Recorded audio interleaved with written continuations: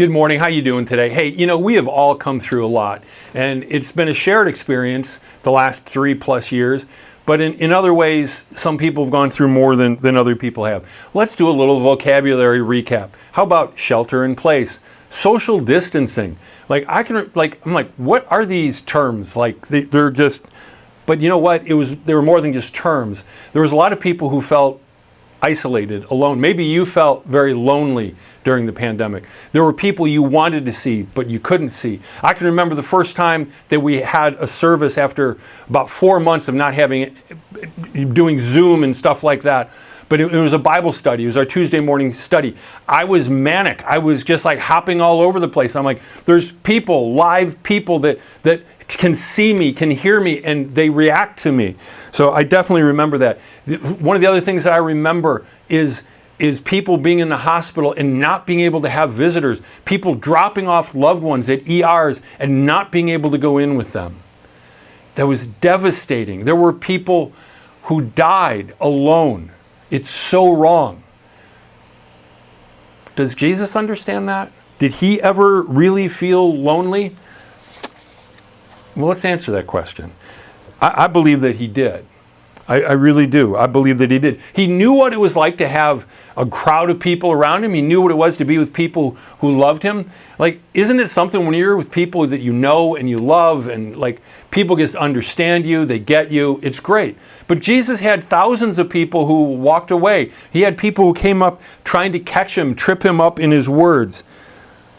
And then he goes to the cross. And can you imagine how alone he felt?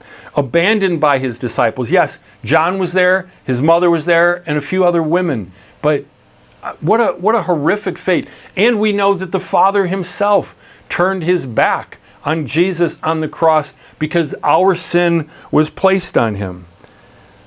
But loneliness is real. I remember talking with somebody just as the pandemic was kind of wrapping up, and they just said a lot of times they just sat at home and cried because they couldn't see family members, grandkids, things like that.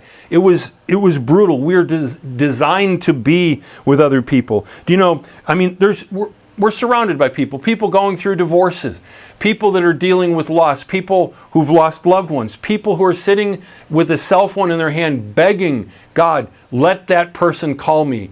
I can't make the call. They've got to call me.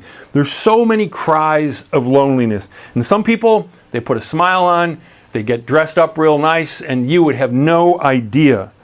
You'd have no idea what they're going through. There's other people, you don't try to hide it. You don't try to hide it at all. You never felt like you were on the inside anyway. You're always on the outside looking in. Your conversation it's kind of awkward. You're just that person that you just feel like you don't fit in. I like what Max Lucado says here. Your companionship is seldom requested. Your clothes are dull. Your looks are common. Ziggy is your hero. And Charlie Brown is your mentor. You got to be a little bit older to understand those two references, but I think you get it. But how about this? The gut-wrenching cry of loneliness that came from Jesus. He wasn't just quoting Psalm 22.